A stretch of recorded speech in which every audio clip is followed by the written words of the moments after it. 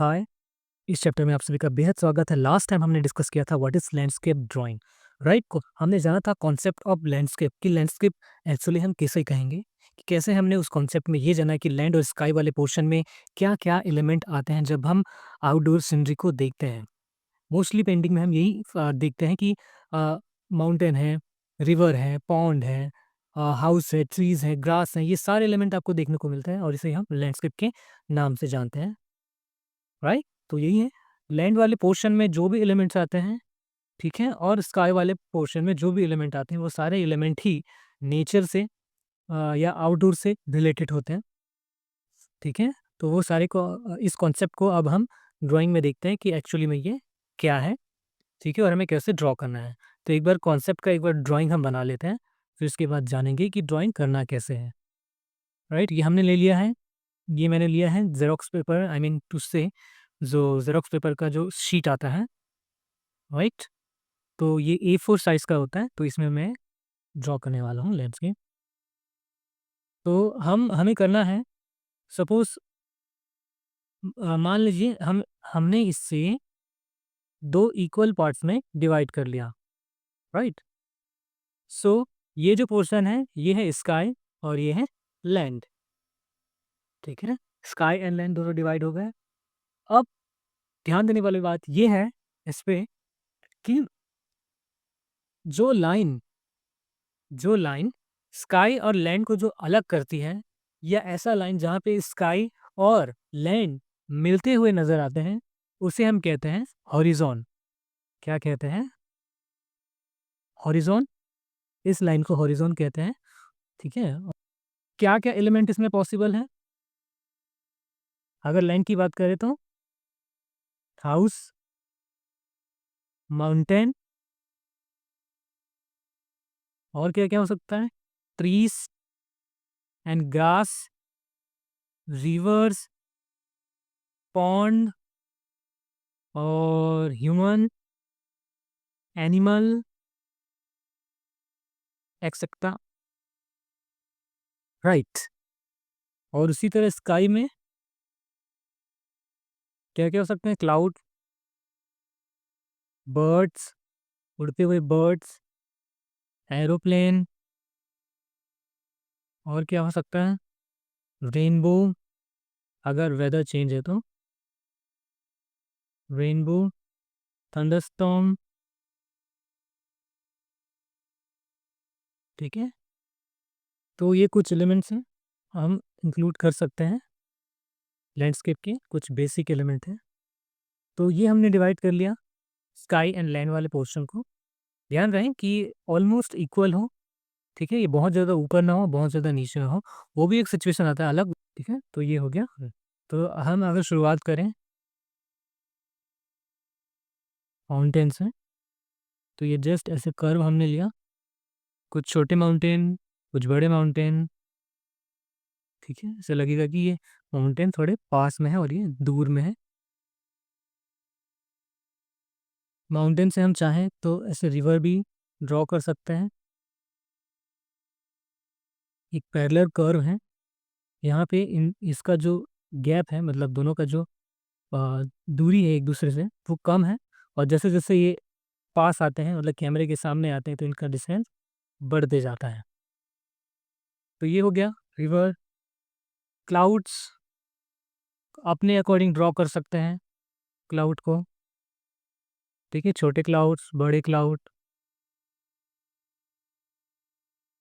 और ये जो इंट्रोडक्शन है इसमें बस मैं अभी इस ड्राइंग को अभी मैं ऐसे बना रहा हूँ, जो कॉन्सेप्ट है वो एक बार हम जान जाएं, इसके बाद जो हम एक रियलिस्टिक ड्राइंग करना जानेंगे, ठीक है। ये जस्ट इंट्रोडक्शन का एक हम तैयार कर रहे हैं ड्राइंग, राइट। फिर एक हाउस हो सकता है, वो हाउस कुछ भी हो सकता है आपके अकॉर्डिंग। नॉर्मली ऐसे ही हाउस ले हैं हम, राइट। और ज़्यादातर ये देखा जाता है कि हाउस के सामने ही अ, हम अपना ट्री रखते हैं, ठीक है। ट्री कुछ ऐसे शेप में, ट्री के भी अलग फंडामेंटल होते हैं कि ट्री एक्चुअली में ड्रॉ कैसे करें, क्योंकि ज़्यादातर ट्री जो है वो अट्रैक्टिव नहीं बन पाते हैं। या नेचुरल नहीं दिखते हैं। ठीक है, तो उसका भी एक फंडामेंटल होता है कि ट्री कैसे ड्रॉ करें, बेहद ईजी है। इसका जो ट्रंक होता है वो शुरू में बहुत मोटे हुए दिखते हैं और जैसे जैसे ऊपर की ओर जाते हैं वो थोड़े पतले होते जाते हैं। ठीक है, तो ये हमारा कुछ ट्री ऐसा बन गया, राइट। चाहे तो सन ऐड कर सकते हैं। ठीक है, ड्राइंग करके ये जो हम जो ड्रॉ कर रहे हैं सन को इजीली, वो एक्चुअली ये रिजल्ट है कि आप अगर अच्छे से प्रैक्टिस करें सर्कल्स लाइंस का, तो अगर हम सर्कल्स लाइंस की प्रैक्टिस प्रॉपर करेंगे तो आप सर्कल बहुत अच्छे से ड्रॉ कर लेंगे, राइट। तो ये सन हो गया। ठीक है, इस घर के आसपास हम उसको थोड़ा बाउंड्री दे देते हैं जहाँ तक हमको चाहिए।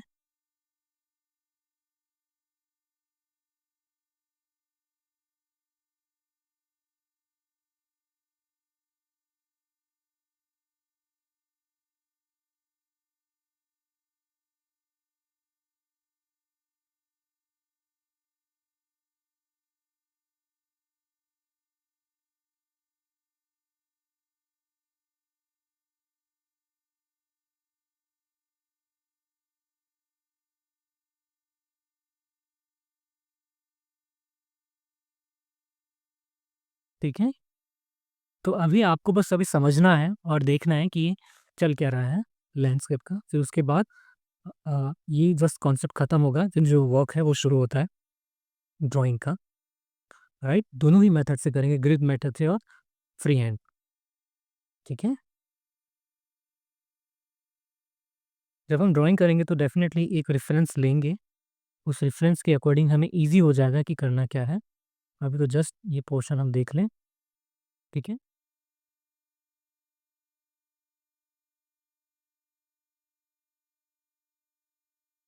तो क्या-क्या आ गए, रिवर्स आ गए, राइट। मैं थोड़ा स्केच कर रहा हूँ जल्दी-जल्दी, क्योंकि ड्राइंग जो है वो बहुत ही इम्पोर्टेंट है। ड्राइंग ही एक है, ठीक है? जितने भी अच्छे पेंटिंग बने हैं लैंडस्केप या फिर पोर्ट्रेट, उन सब का बेस रूट एक ड्राइंग ही होता है। पहले ड्राइंग करके उसे देखा जाता है कि वो कैसा दिख रहा है, क्या हो सकता है, राइट? कई आर्टिस्ट जो हैं वो पहले ड्राइंग बनाते हैं, कई स्केचेस बनाते हैं जैसा वो इमेजिन कर रहे हैं या जैसा वो रिज़ल्ट चाह रहे हैं, सबसे पहले वो स्केचेस करके देखते हैं। स्केचेस को फिर वो धीरे-धीरे जब उनके स्केचेस बन जाते हैं जैसा वो सोच रहे हैं, तो फिर वो कलरिंग पे आते हैं, राइट? कलर का जो बेस है, रूट है, वो है ड्राइंग। कि यहाँ से हम एक छोटा-सा ब्रिज भी बना सकते हैं।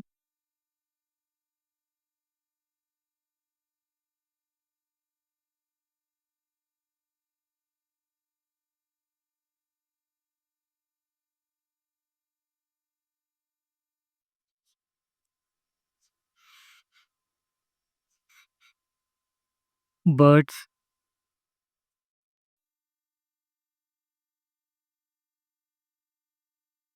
छोटे-छोटे ग्रास, 1 मिनट काफ़ी बड़े हो गए हैं। तो ये जो है जाने का रास्ता,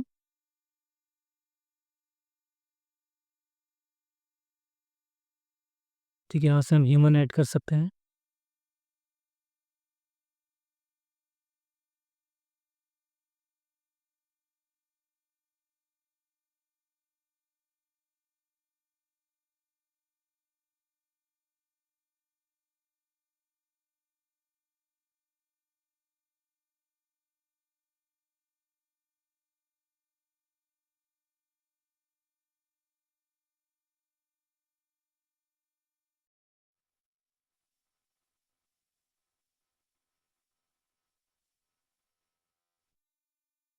ह्यूमन के साथ-साथ में यहाँ पे हम कुछ एनिमल्स या कैटल्स भी ऐड कर सकते हैं।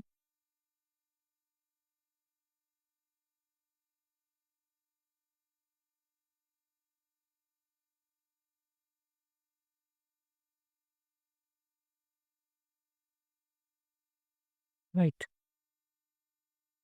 तो अपने अकॉर्डिंग हम जो भी सोच रहे हैं, लैंड में और स्काई में वो ऐड कर सकते हैं। तो बेसिकली एक बहुत ही ज़्यादा रॉ ड्राइंग है, ठीक है? सो आप आफ्टर दैट ड्राइंग को समझने के बाद, मतलब लैंडस्केप का कॉन्सेप्ट को समझने के बाद, तो इसमें अभी हमको परेशान नहीं होना है कि ये ह्यूमन कैसे बना है, एनिमल कैसे होगा। उससे भी हम देखेंगे जब हम एलिमेंट स्टडी करेंगे। एलिमेंट स्टडी मतलब लैंड के एलिमेंट और स्काई के एलिमेंट को कैसे ड्रॉ करें, राइट? एक्चुअली फ्री हैंड और ग्रिड मेथड। ग्रिड मेथड में क्या होता है कि सब चीज़ हम ड्रॉ कर सकते हैं जो भी एलिमेंट दिख रहा है, लेकिन फ्री हैंड में हमें थोड़ा प्रैक्टिस की ज़रूरत होती है एनिमल और ह्यूमन ये सब बनाने के लिए, राइट?